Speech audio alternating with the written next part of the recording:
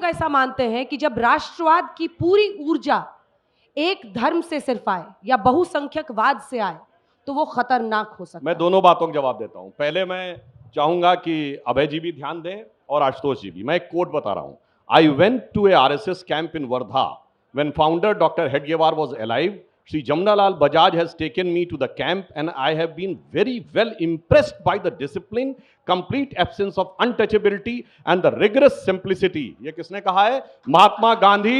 Complete verse of Mahatma Gandhi, volume 89, page 193. अब सुनिए, एक नहीं मैं दर्जन एग्जाम्पल देता हूं। 17 दिसंबर 1947 जयपुर की रैली में सरदार पटेल ने कहा कि राष्ट्रीय स्वयंसेवक संघ एक देशभक्त संगठन है और इनका हमें सहयोग लेना चाहिए।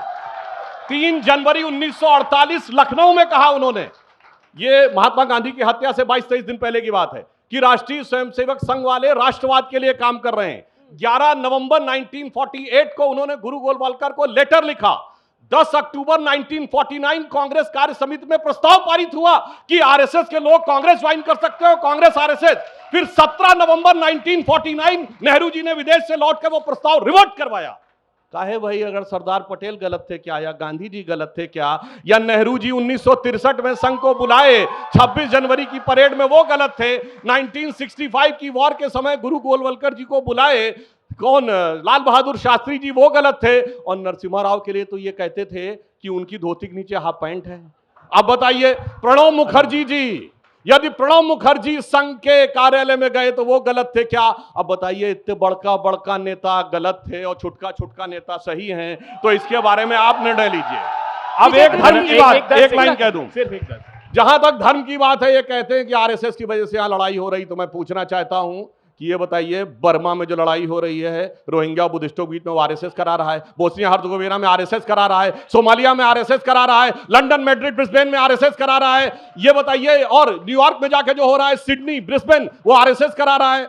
और फिलिस्तीन में आरएसएस करा रहा है। अरे मेरे भाई, एक वैश्विक बीमारी है और तुम कह रहे हो कि नहीं ये कोई बीमारी नहीं है, तो टैबलेट से ठीक हो जाएगी। भाई हकीकत समझो और उस सेक्टरवादी से लड़ने की सोच। सिर्फ 10 सेकंड। हाँ बिल्कुल, 2 लाइन मैं टोक दूंगी क्योंकि विजय जी की बारी है।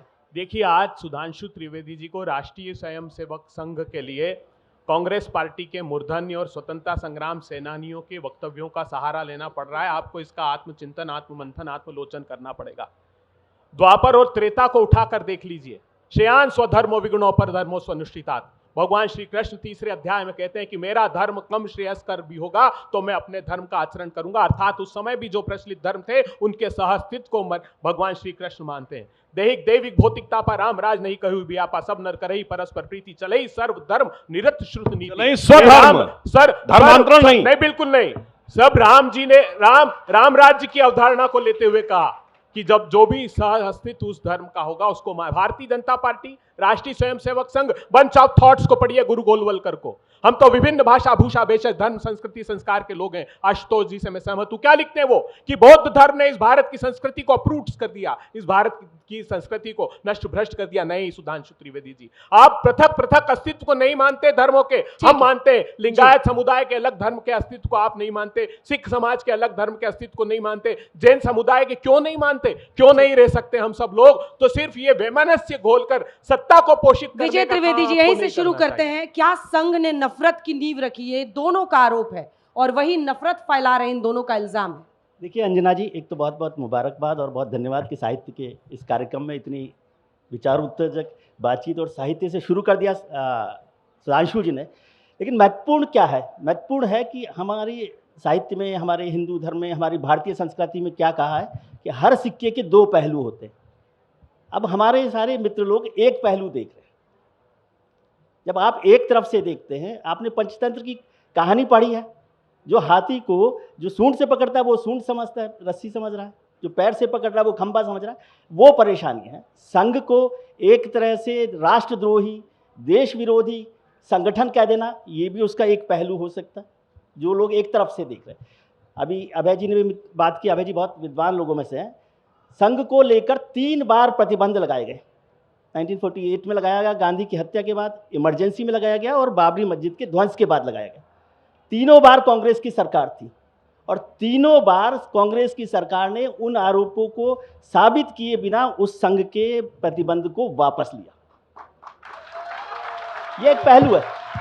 नहीं सर, 93 में 17 जून को जजमेंट आया है बाहरी ट्रिब्यूनल का, कोर्ट से खारिज हुआ। हाँ हाँ, मतलब 93 में तो कांग्रेस की कोर्ट से सरकार खारिज थी, तीनों मैं वक्त में एक कांग्रेस की सवाल सरकार। आपसे जोड़ना चाहती हूँ कि एक पॉलिटिकल एनालिस्ट और एक लंबे वक्त तक पॉलिटिक्स को कवर करने वाले जर्नलिस्ट के तौर पर, क्या आपको इंटेलेक्चुअल बॉयकॉट का सामना या डर पैदा किया जाता है अगर आप संघ के पक्ष में 5 लाइन बोले?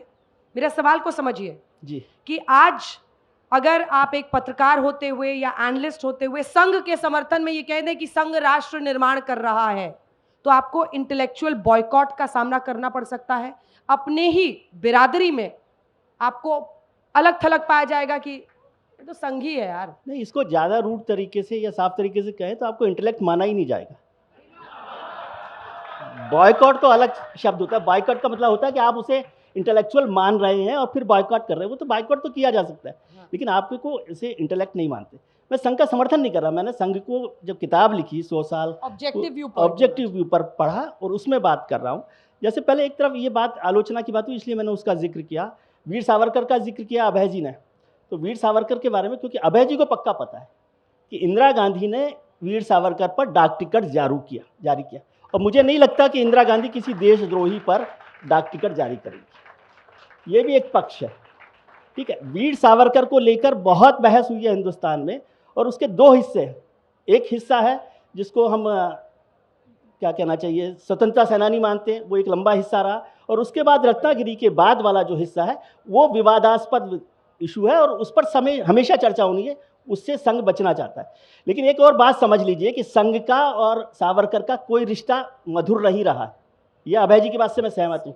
सावरकर खुद भी संघ के साथ नहीं थे, और संघ ने जब चाहा, और ज़्यादातर संघ के लोग सावरकर के हिंदुत्व के साथ सहमत नहीं हैं।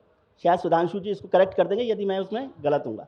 अब दूसरी बात, हम हिंदू संस्कार में, हिंदू सभ्यता में वैदिक सभ्यता की बात करते हैं।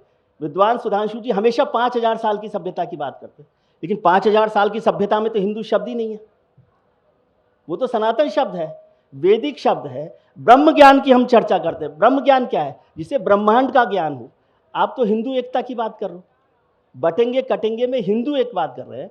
मैं सवाल जानना चाहता हूं कि जब आपका लोगो वो है nation first, Bharatiya Janata party का लोगो है, नारा है नेशन फर्स्ट, राष्ट्र प्रथम, राष्ट्र प्रथम, तो राष्ट्र में तो हिंदू मुसलमान सब है ना, फिर हिंदू एकता की चिंता क्यों?